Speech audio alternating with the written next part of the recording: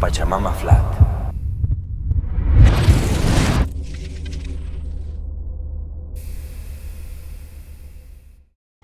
¿Qué es el terraplanismo para ti? Para mí, justamente, lo primero que es el estudio de un modelo cosmológico buscando, como dije, el orden natural de lo que es el ser vivo, el ser humano dentro de este mundo que lo rodea. Podría decirse también que el terraplanismo en ese contexto te va a llevar a esa cosmología de forma directa o indirecta, te va a llevar a tener un comportamiento a través del entendimiento, de tratar de saber qué es lo que nosotros estamos haciendo aquí en esta experiencia llamada vida, ¿no es cierto? El modelo, repito, terraplanista, recordemos que incluso el propio Sigmund Freud, si uno busca las heridas de la psique, dice que las 3 heridas que más perforan a la psique humana, es la primera de todas, es la doctrina copernicana. Es esta idea de que a través de una creencia, ¿sí?, una doctrina, una creencia, en este caso copernicana, se nos quita a nosotros del centro, pero no en términos, si se quiere, egocéntricos, vanidosos, narcisistas, no, sino esta cuestión de no tener un centro, simbólicamente hablando, de no saber por qué estamos acá, quiénes somos como especie, si realmente hay un propósito más allá del propósito personal por el cual nos levantamos todos los días, y de ahí se desencadena toda una consecuencia de actos en la propia existencia social, ¿no es cierto? Cuando se habla en términos cosmológicos, nosotros sabemos que muchas decisiones a nivel de leyes parlamentarias inclusive están basados en modelos cosmológicos. La segunda herida que plantea Freud es la teoría de Darwin, porque es una teoría, y esta cuestión de las especies, ¿no es cierto? La evolución de las especies. Y muchas decisiones políticas se toman en base a esa teoría darwinista que cualquier persona estudiada sabe que proviene de una teoría anterior, que es la teoría, digamos, en términos sociales de ese darwinismo biológico, que es Malthus, y es esta cuestión de la sobrepoblación y demás. Entonces, en cuestiones de cosmología, de forma indirecta o directa, se toman decisiones para toda la comunidad entera, digamos, del mundo. El terraplanismo, en eso, a muchos de nosotros nos ha traído entendimiento, y el entendimiento, de alguna manera, te hace pisar más firme, te hace entender un poco más el mundo que te rodea, y entonces también vos podés tomar decisiones no solamente para tu comunidad, sino también para uno mismo. Inclusive podría también atreverme a citar algunas de las máximas que aparecen en términos de poesía en algunos de los libros sagrados que tiene, que atesora la humanidad, ¿no es cierto? Por ejemplo, conoced la verdad y la verdad los hará libre, básicamente. Pero también, si no queremos ir a términos religiosos, podemos entenderlo desde un Mark Twain. Es más fácil engañar a la gente que demostrarle que ha sido engañada. Y si uno habla con un psicólogo o un sociólogo, le va a decir que engañar es un acto de manipulación. Y yo creo que ninguno de nosotros quiere estar manipulado, ¿no es cierto? Sobre todo a la hora de tomar decisiones personales. El terraplanismo, como digo, dentro de ese estudio cosmológico, nos abre las puertas a replantearnos muchas cosas y hacer un revisionismo histórico y ver quiénes son los poderes, de alguna manera, que han estado estableciendo estas creencias y estas teorías para el control de la sociedad. Entonces, para mí el terraplanismo es algo importantísimo en esos términos que tiene más que ver, digo, con una cuestión cosmológica que simplemente una forma geométrica. ¿Es una creencia que contradice a la ciencia? ¿Es una teoría científica aunque no se pueda comprobar a través del método científico? Bueno, primero el terraplanismo no es una creencia, porque el terraplanismo se puede poner a prueba justamente, y te lo uno con la subpregunta o la pregunta que queda unida a esa, que es esta cuestión de que a pesar de que contradice el método científico, no, al contrario, el método científico aplica a una tierra plana y no a una tierra esférica. ¿Por qué? Porque la manera más directa de demostrar que la Tierra es una esfera no es detectable ni es aplicable en el método científico. No se puede detectar la curvatura geométrica. En cambio, el terraplanismo no es una creencia, es un pensamiento, es un estudio, pero sobre todo es una comprobación directa, porque nosotros comprobamos a través de la observación a larga distancia que no existe geometría curva en el horizonte. Y podemos explicar y demostrar incluso a escala y en laboratorio que cuando un objeto desaparece a una determinada distancia del observador se produce por fenómenos ópticos y no por fenómenos geométricos. También podemos explicar las estaciones del año con el comportamiento de la distancia a la fuente de luz desde la Tierra a través de lo que se conoce como el analema solar, que es el 8 que dibuja el Sol moviéndose en el cielo. Podemos explicar, los eclipses de Sol, los eclipses de Luna. Podemos explicar los viajes en avión, las circunnavegaciones, las vueltas al mundo.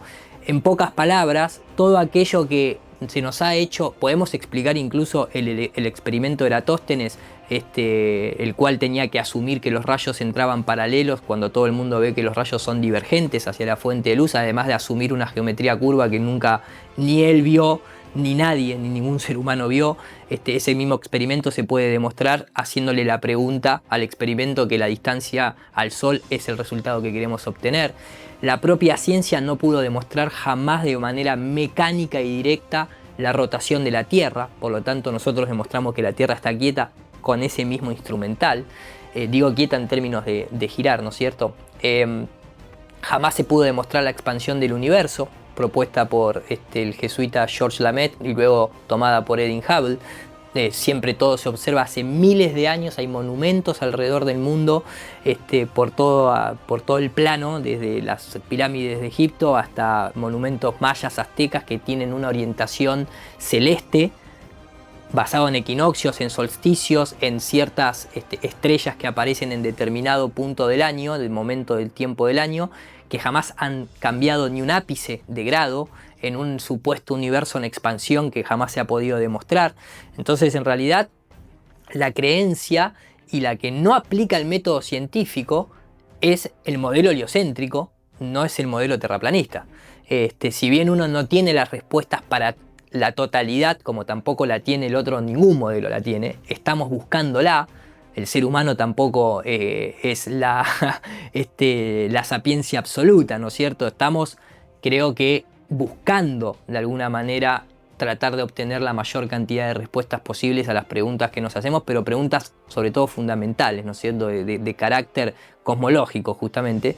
El terraplanismo en ese sentido no tiene nada que hacer con una creencia, es una evidencia constante atrás de otra y una demostración y una comprobación del método científico absoluto. ¿Cuál es la reacción cuando hablas con alguien que no cree lo mismo que tú?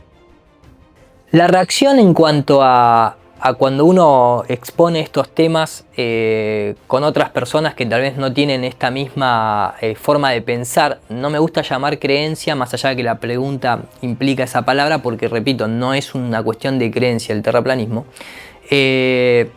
Obviamente que hay un montón de distintas... de distintas reacciones, ¿no es cierto? Es muy variopinto, porque eso depende del bagaje cultural que tenga la persona con la que vos estás intercambiando esta opinión. Sea que si viene del ámbito académico, muchas veces son más duros que aquellos que vienen tal vez del ámbito artístico. De todas maneras, no es una cuestión estadística, no es un ratio exacto, ¿no es cierto? Como digo, la variedad es muy amplia, pero pareciera que hay un patrón común. Eso sí, no importa la profesión, no importa el background, no importa ese bagaje cultural, se da como una reacción a veces un poco intolerante, o inclusive muchas de las personas ni siquiera pueden defender el propio modelo que sostienen, porque muchas veces yo le pregunto, pero escúchame, ¿me podés decir las velocidades que supuestamente tiene la Tierra en este momento atravesando el supuesto sistema solar, o el propio sistema solar moviéndose alrededor del agujero negro de la galaxia, o incluso el giro propiamente de la Tierra sobre su eje? Y ni siquiera lo saben. O cuando les preguntamos ¿Y cuánto es la caída de curvatura para 10 kilómetros de distancia si estás a 1,80 m de altura? Tampoco lo saben. No conocen su propio modelo, sin embargo lo defienden a muerte, a veces se enojan, se irritan. He tenido también la fortuna de hablar con muchas personas que se abren y que te dejan la puerta abierta y te dicen, bueno, mira, la verdad que no creo que sea así. Ellos sí lo aplican en términos de creencia, pero lo voy a investigar, decime dónde puedo encontrar más información.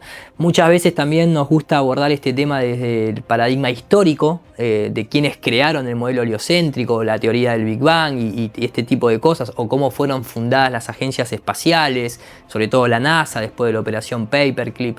Y tal vez desde ese lado entran un poco más, o sea, les interesa un poco más en términos históricos y luego se van a la parte matemática. A algunos les interesa más la parte filosófica y discutir lo que pensaban y creían las culturas antiguas. En fin, es muy variado, pero como digo, hay como una reacción general en el momento de quiebre en el que se produce una disonancia cognitiva muchas veces y surge un cierto ápice de agresividad, podría decirse, verbal o verborragia verbal. De todas maneras, siempre uno sabe que no es la forma, ¿no es cierto?, de poder hablar de un tema o de debatir un tema a través de los gritos ni enojarse. Así que trato de estar bastante tranquilo a la hora de abordar este tema, ya sea con la familia, con amigos, en la calle, en una radio, en mi canal de YouTube o lo que fuese. ¿Puedes contarnos cómo empezaste a seguir esta teoría y cuándo empezaste a organizarte con otros alrededor de esto? Bueno, a ver, el tema de cómo comencé yo con esto, si bien siempre fui una persona de cuestionar a lo establecido en términos de querer conocer más simplemente, no me alcanza el sí porque sí, ¿no es cierto?, de nada. Si bien mi profesión es director de efectos visuales, que a la fecha de hoy sigo ejerciendo, eso también me sirvió incluso para cuestionar el hombre en la luna, por ejemplo, en términos de tener el ojo entrenado para lo que es lo audiovisual, ¿no es cierto? Y esta idea de que estaba Stanley Kubrick por detrás y que todo fue una puesta en escena, por así decirlo en términos básicos. Ahí se puede decir que comencé con el cuestionamiento que después me iba a traer a la Tierra plana. Siempre me cuestioné la pirámide con el ojo en el billete de $1, con la frase Nuevo Orden Mundial, pero está escrito en latín, ¿no? El Nuevo Orden de las Eras, el Nuevo Orden Seclorum. Siempre estuve ahí, siempre también incluso nunca me cerró la teoría oficial del 11 de septiembre con las Torres Gemelas. Siempre me pregunté por qué tantas logias de carácter ocultista metidos en la política, por qué no solamente Argentina, sino América y Europa están estas logias masónicas. Lo que nunca me había preguntado un poco era el involucramiento de la orden jesuita en el modelo heliocéntrico, dado que ellos fueron los que lo crearon en términos literales, ¿no? Copérnico, Kepler, Galileo, etc. Incluso el padre de la teoría del Big Bang, Georges Lamette, pertenecen a esa orden. Nunca me había puesto a cuestionar la forma de la Tierra. La acepté por condicionamiento desde que fui educado en el sistema tradicional escolástico, ¿no? Me metí en este tema leyendo un artículo de un ingeniero en telecomunicaciones que hablaba de cómo funcionaba esta idea de lo que nosotros consideramos que viene por satélite, que es el GPS, que no significa global, sino que es Geoposition System, o sea, un sistema de posicionamiento en tierra. Y este ingeniero explicaba que no había simplemente un dispositivo tal como un satélite, sino que era un compendio de múltiples y complejas herramientas que hacen a ese posicionamiento en tierra desde globos desde globos estratosféricos, rebote ionosférico, antena punto a punto, propios datos que cada teléfono celular o dispositivo de GPS se comunican entre ellos. Incluso las telecomunicaciones por fibra óptica, que hay cables oceánicos que cruzan directamente de Europa y entran, por ejemplo, en Argentina en Astoninas, bueno, un montón de cosas. Y él concluía la nota diciendo que a su vez los satélites no existían como nos los habían contado, porque la Tierra no era una esfera y por lo tanto no existía esta cuestión de orbitar por la fuerza de gravedad, ¿no? La fuerza, digo, en términos newtonianos. Después nosotros sabemos que en términos de Einstein no existe tal cosa como la fuerza, sino que es la curvatura del tiempo y el espacio, algo que físicamente no se puede curvar porque no tiene geometría, ni el tiempo ni el espacio son conceptos humanos. Entonces proponía a este ingeniero que buscáramos imágenes reales de satélites en órbita, fotografías más que imágenes, perdón, o fotografías reales de la Tierra esférica vista desde afuera. Mi ojo entrenado para este tipo de análisis de imágenes, dado que yo incluso mismo he realizado bajándome documentación del sitio oficial de la NASA en tierras esféricas, mundos esféricos, Marte, Luna, etcétera, mapeando una esfera en 3D, me di cuenta que es verdad, no hay fotografías de satélites tomados desde afuera y tenemos más de 14.000 objetos supuestamente en órbitas, incluso esos puntos blancos que se ven en el cielo despejado de la noche, en su mayoría son globos aerostáticos, también hay Zeppelins, también hay varias tecnologías como mencioné anteriormente, y ahí comenzó un poco el viaje para meterme al terraplanismo. Una vez que yo ya me metí, lo primero que me llamó la atención en términos sociales fue cuando escuché al presidente Barack Obama en más de 4 oportunidades referirse a la sociedad de la Tierra plana, a la cual no pertenecemos. Esto nos interesa que quede claro, porque no pertenecemos a ninguna sociedad, esto es un movimiento independiente, si bien existe la sociedad de la Tierra plana que radica en Inglaterra, pero no pertenecemos a eso porque tenemos ideas totalmente distintas en muchos puntos. Esto fue en el 2015 que di con esta información. Comencé a trasladarla a las redes sociales, que es una excelente herramienta de comunicación y de llegada masiva, por algo todos están ahí. Y al poco tiempo empezamos a ver que había mucha más gente alrededor de este plano de existencia, como le llamamos nosotros, al mundo, ¿no? Ya empezaba a haber gente en Estados Unidos, en Colombia, en México, en España, en Ecuador, en Italia, etcétera, etcétera. Entonces, obviamente las redes sociales ayudaron. No estamos en la época del telégrafo, ¿no? Tampoco estamos en la época de escribirnos por carta. ¿Por qué no utilizar la tecnología de la telecomunicación para poder contactarnos? Enseguida empezaron a surgir conferencias. Yo tuve el placer de poder participar prácticamente en todas las más importantes que se llevaron a cabo en Estados Unidos, que fueron 3, una en Canadá, una en Inglaterra, y después incluso yo junto con un grupo de amigos y colegas organizamos ya 4 en España y una en Argentina.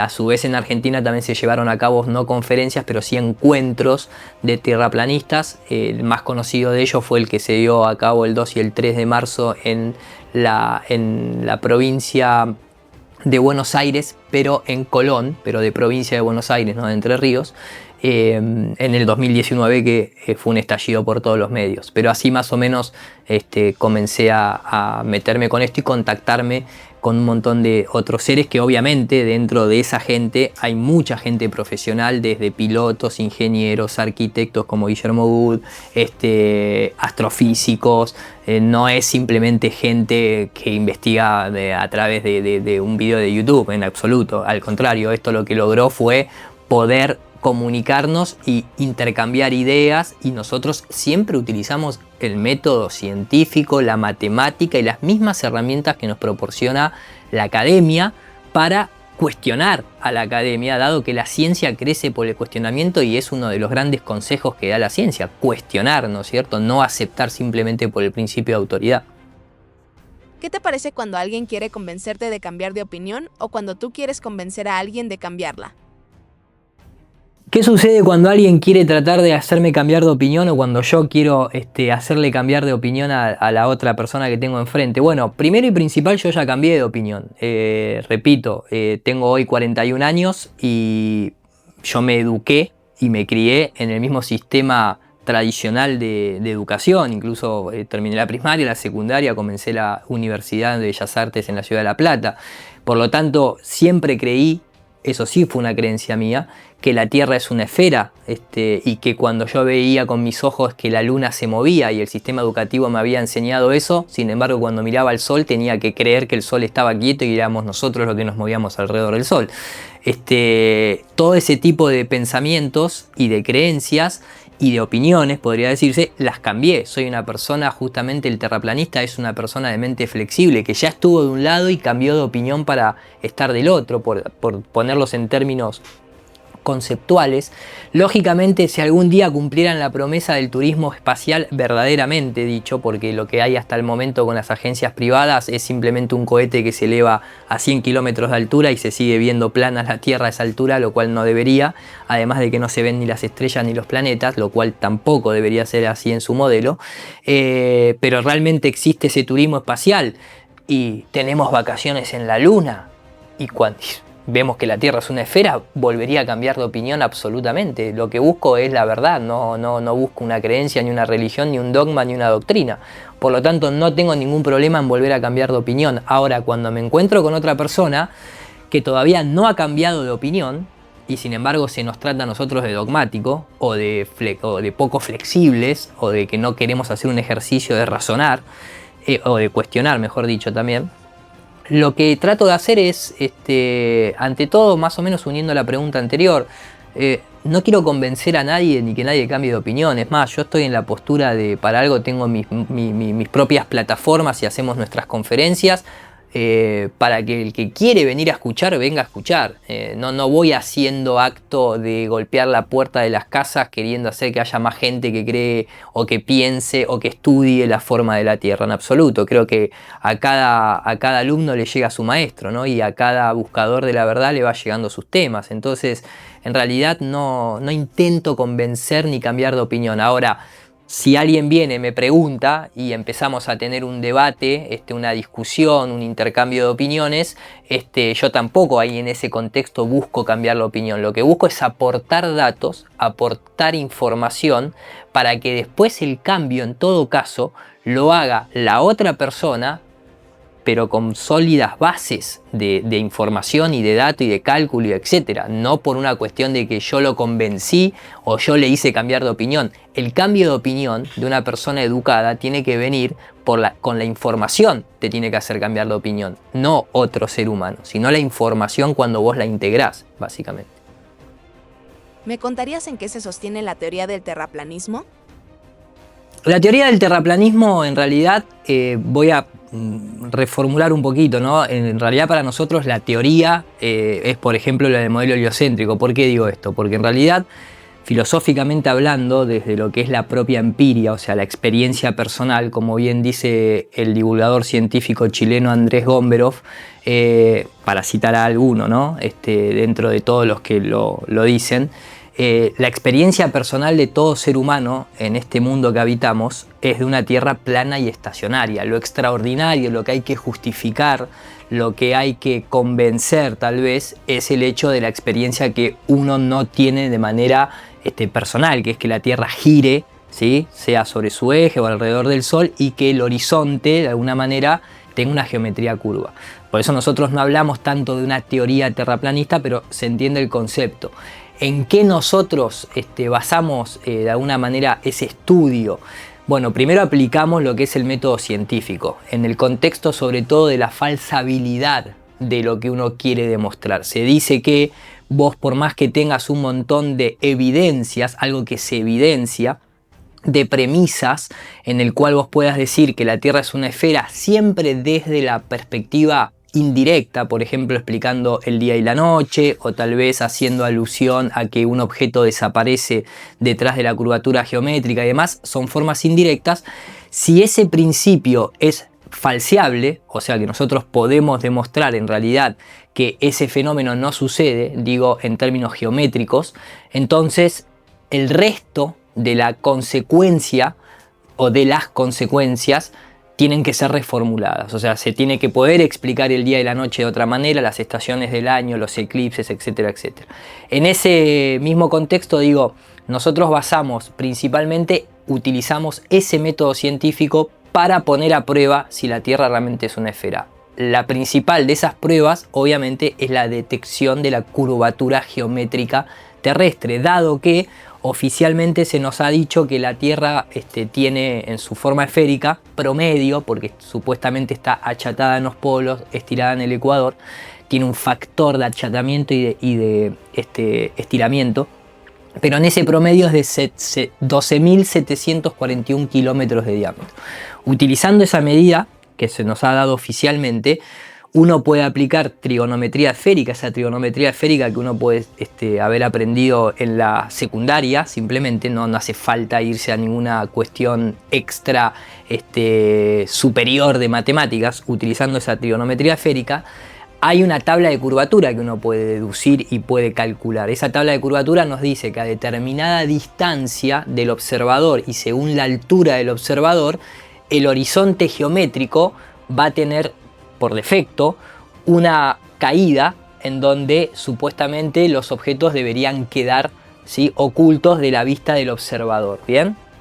Entonces, poniendo a prueba esa premisa, es que nos basamos para decir: acá no hay curvatura terrestre. Ejemplo, uno de los más conocidos, creo que fue en el año 2017, un fotógrafo independiente filmó y fotografió desde el lago Michigan todo lo que se llama el skyline de Chicago, o sea, toda la línea de edificios de Chicago, ciudad Chicago. ¿Qué pasa? Había 86 kilómetros de distancia entre el observador y la ciudad de Chicago, y la altura del observador era apenas de 1,5 metros. ¿Qué sucede? Que ahí la caída de curvatura, utilizando el método científico, las matemáticas y demás, debería haber sido de 500 metros para redondear. O sea, ningún edificio que no superara los 500 metros podía ser visto. ¿Bien? Y se ve justamente todo el skyline de Chicago. Ahí estamos falseando la premisa principal de la que se sostiene la Tierra esférica, que es la geometría curva en el horizonte. Entonces, esa es una. Después uno podría irse a cuestiones más rioplatenses, por ejemplo, y hacer una observación desde Colonia hacia Buenos Aires, hacia Argentina, y poder ver edificios no solamente de Puerto Madero, sino también de la zona costera de Quilmes. ¿Qué sucede? Que desde Colonia a Buenos Aires hay más o menos 51 kilómetros de distancia. La caída de curvatura en esas mediciones son de 196 metros, si la cámara estuviese a nivel del suelo, ¿no? Pero a 1,5 metros son más o menos de 176 metros. Y sin embargo se ven edificios, como digo, en la costera, en la ribera de Quilmes, los cuales no hay edificios que superen los 170 metros de altura. Entonces ahí nuevamente se falsea la curvatura terrestre. Sumado a todo eso, creo que una de las observaciones más claras con respecto a este principio es las que hace el ingeniero civil Jay Tolan, tiene su canal en YouTube, donde se sube a un avión comercial que vuela a 10 kilómetros de altura y con su cámara, con el anexo de un lente infrarrojo, logra ver hacia el horizonte montañas y lagos que están a más de 950 kilómetros de distancia desde el observador. ¿Qué sucede en una Tierra esférica con las medidas mencionadas anteriormente? A los 357 kilómetros el horizonte se corta desde los 10 kilómetros de altura. Y este ingeniero logra ver 3 veces más esa distancia. Entonces, nuevamente, la premisa fundamental del modelo heliocéntrico está falseada. Y por lo tanto se exige una revisión del modelo en cuanto a los demás fenómenos naturales que se solían explicar bajo una Tierra esférica. Históricamente, ¿de dónde viene esta teoría? ¿Quiénes la creían y cómo la fundamentaban antes de que el heliocentrismo sea la teoría hegemónica? Históricamente, lo que se denomina la teoría, digamos, geocéntrica, terraplanista, en contraposición a la heliocéntrica, se puede decir que está en la cosmología, que de eso se trata un poco. Cuando uno habla de terraplanismo, en realidad está hablando de un estudio cosmológico, de entender el orden de la naturaleza con el ser humano y todos los seres vivientes, ¿no es cierto?, dentro de este mundo. Pero digamos que básicamente todas las culturas antiguas sostenían su cosmología y su manera de actuar en consecuencia desde una perspectiva obviamente geocéntrica, o sea, cuando observo el cielo, independientemente de las formas geométricas que allí habitan, yo soy el centro de esa observación que hago. Incluso a la fecha de hoy, recordemos que hasta el propio Albert Einstein o un Stephen Hawking en sus estudios, en sus escritos, dicen que la lucha encarnecida entre el modelo copernicano y el modelo ptolomeico no pueden ser desprobados desde la observación aquí en tierra, básicamente. El resto es una cuestión matemática de un modelo de coordenadas, simplemente, ¿sí? Entonces, los antiguos, todas las culturas mayas, aztecas, incas, navajos, incluso los griegos, que muchas veces se los cita haciendo alusión a que ya pensaban o ya creían que la Tierra era una esfera por las observaciones celestes. En realidad, la cosmología griega decía que la tierra donde el ser humano habitaba, en este contexto ellos como civilización, era plana. Lo que era una semiesfera era el cielo abovedado como una bóveda y la parte de abajo donde estaba la propia tierra, pero el lugar donde se habitaba lógicamente era un plano circular. Esa concepción, si ustedes buscan la palabra cosmología en libros o en internet, se van a encontrar con pictográficamente hablando, con esta concepción artística en donde se dibuja siempre una tierra plana, con las depresiones, las elevaciones de montaña, etcétera, etcétera, el sol y la luna moviéndose arriba. Incluso era coherente pensar en esta forma abovedada de la cúpula celeste porque en aquel entonces no se tenía el estudio de la perspectiva, de la resolución angular, entonces daba la sensación de que las estrellas estaban dentro de una cúpula. Hoy nosotros con tecnología actual, moderna, del siglo XXI podría decirse, cuando se envían sondas estratosféricas uno puede ver no solamente la desaparición de las estrellas, aunque suene paradójico, ¿no? Ver la desaparición de las estrellas más allá de los 40 kilómetros de altura, sino que incluso se puede ver cómo esa sensación de que las nubes tocan el horizonte es por una cuestión de perspectiva y de cómo se comporta la luz cuando atraviesa el medio atmosférico, ¿no es cierto? Entonces, esa era la concepción de los antiguos, pero no tanto, incluso, repito, hasta que no aparecen las agencias espaciales como la NASA, el ser humano no había tenido ninguna experiencia como para poder sustentar la doctrina copernicana. No podía haberse elevado lo suficiente nunca como para ver esa supuesta curvatura, por eso siempre se hablaba de métodos indirectos de la curvatura como la del barco que desaparece en el horizonte y demás, que eso se puede explicar y se demuestra incluso que no sucede por una geometría curva, sino que a su vez es por fenómenos ópticos, resolución angular, criterio de Rayleigh, difracción de la luz, perspectiva, etcétera, etcétera. En cuanto a quienes creían y cómo fundamentaban, bueno, yo creo que en realidad no tenían que fundamentar nada porque no había ningún principio de autoridad, no existía ningún consenso científico ni ninguna academia donde haya que justificar algo.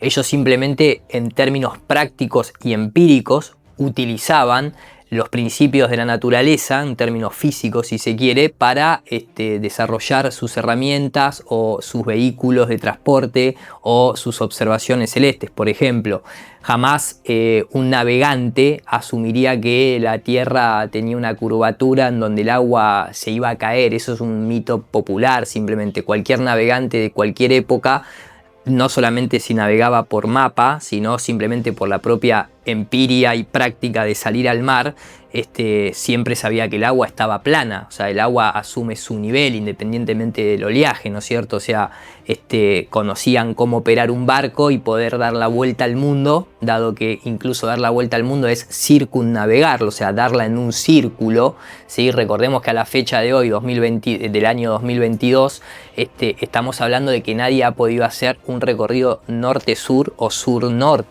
siempre son del este hacia el oeste y viceversa, ¿no? Entonces, en este contexto los antiguos simplemente no fundamentaban nada. Por ejemplo, el sextante que se utiliza para localizarse en el mar mediante la observación de las estrellas, ¿sí?